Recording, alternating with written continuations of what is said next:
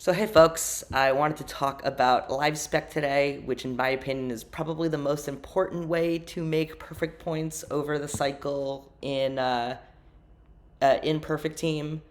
Um, it happens the first Monday of every month, so um, the first uh, card update that we're gonna get is going to be on May 5th. The next one you would expect to happen on June 2nd, but it's always good to start early. It's always a process that you want to start early, um, and the more you set up early, the better you'll do later. It's definitely not too early. It's definitely not too late to get started. It's never too late to get started. So there's definitely a lot of ways to go through and do this. So I'm gonna kind of talk about my strategies, and by that I'm not gonna particularly look at like what players I'm doing, but kind of the overall strategy. Um, I know there are uh, people like Da and Edwan who have been doing a lot of streams talking about the specific cards that are good. So I'm gonna talk more conceptual in terms of how to do this. So basically, the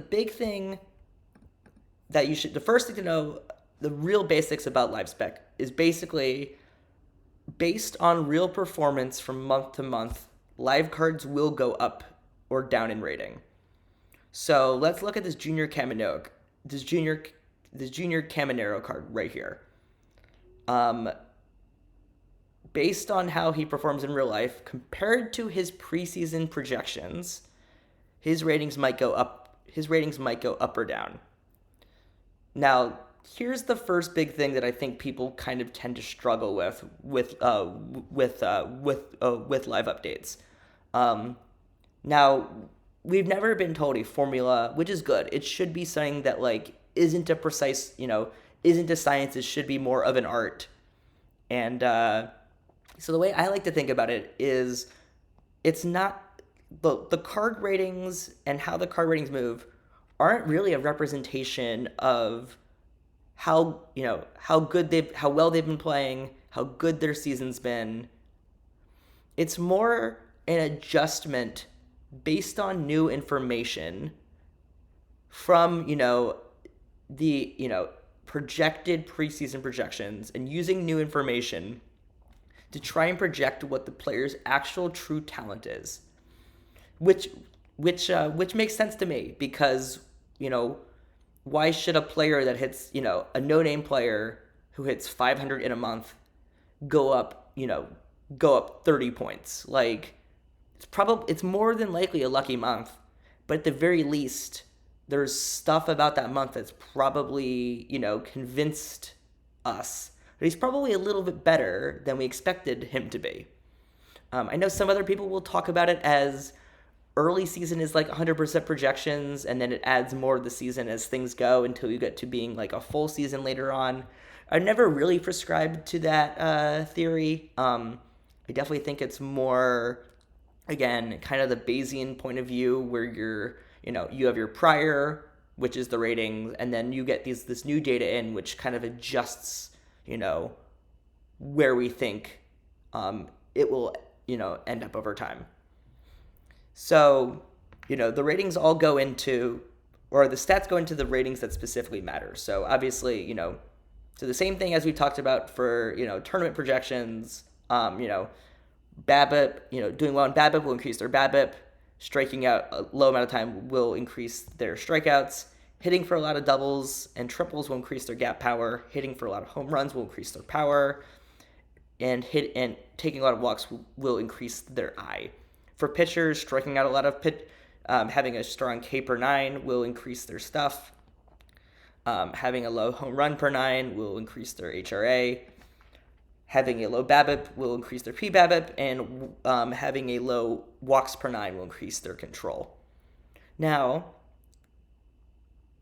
again, we don't know what the formula goes into making overall, but understanding the components and being like, oh, well, this player overperformed to a good degree in three or four of his ratings, it really you know, it kind of will raise your confidence here. So like, don't pay attention to wins, don't pay attention to ERA. People are like, oh, well, this player had a 1.5 ERA. Why did he go down? Well, it's probably because he didn't strike out enough guys. He he walked a few too many guys, and all that kind of stuff. So really, you want to be focused on the specific the component ratings, and then if they do well enough in their component ratings, then they'll probably go up. So we can do some examples here. So how I usually do is I'll go to Fangraphs and just I'll look at the leaderboard. Obviously, right now, the leaderboard is the whole season, but I'll do custom date range. So like if we get to May, I'll do like May 1st to May 31st. But we could click on a specific player. So let's click. So let's just go to a random player. Let's click. I don't know. Let's do Gavin Lux. So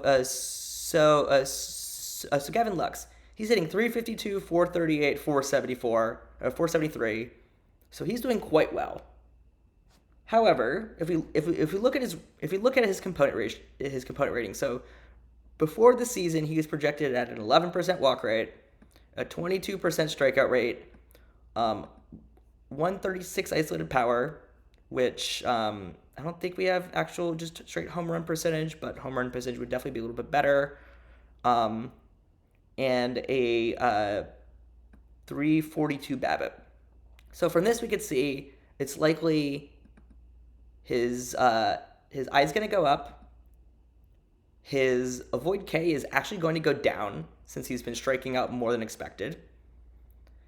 His power is also probably going to go down, and his BABIP will probably go up a little bit. Again, remember, BABIP is something that is a little bit less controlled, so there's probably, a little bit less, but he will probably gain several points here. So I actually wouldn't be too confident that he goes up so many points, because really a lot of his good performances here are solely from the BABIP, and he has a bunch of these other ratings that aren't really gonna do much. So like maybe he'll go up a point or two, but again, you really just want to like specifically look at things like that. So like looking at pitching, let's find someone with like a low ERA that his component ratios probably are a little disappointing. So let's look at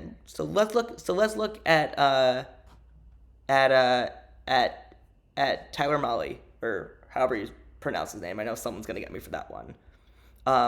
So according to his ZiPS, he's actually striking out fewer than expected. He's walking more than expected.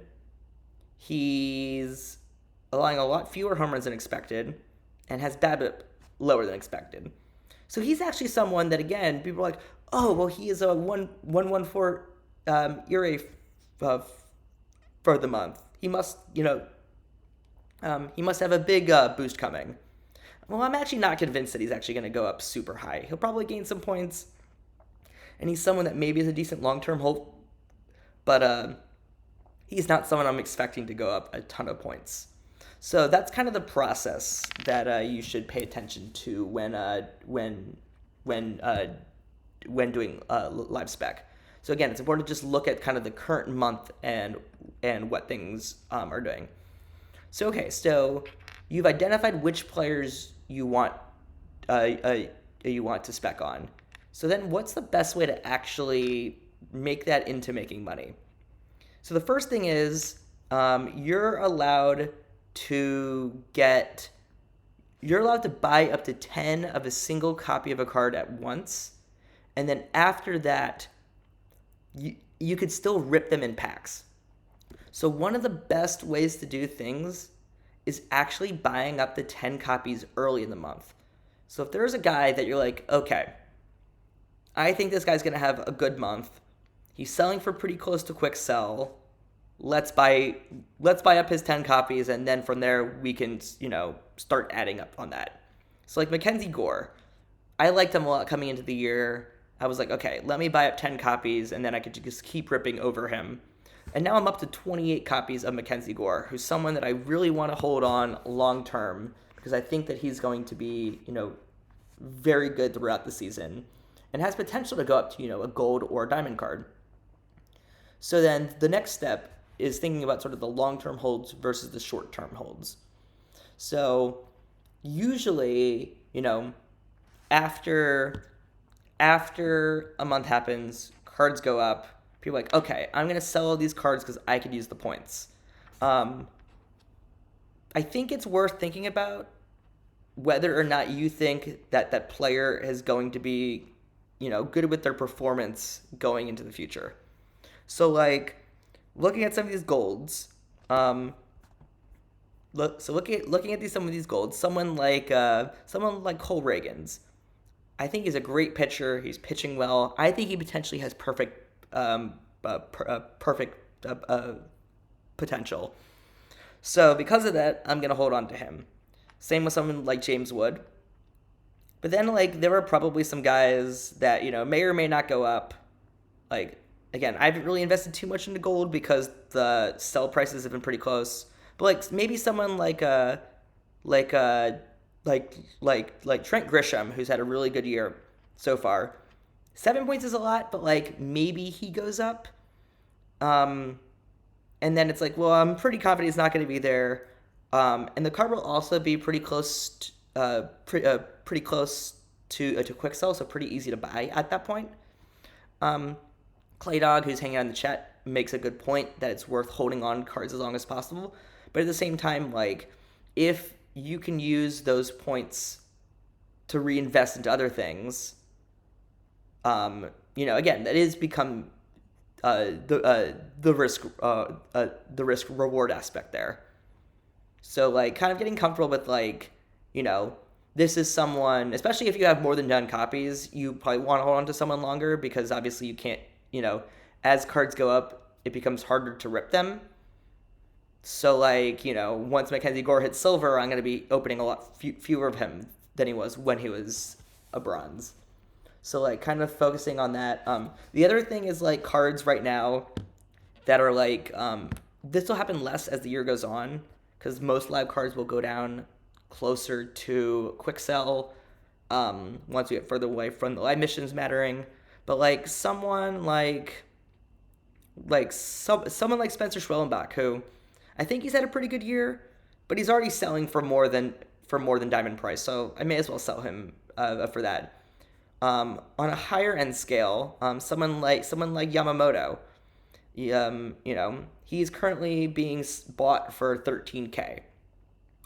So while he has been very good, there is a chance that he doesn't go up. And then, so what if he doesn't go up for some reason, and then has a bad month and never gets up again?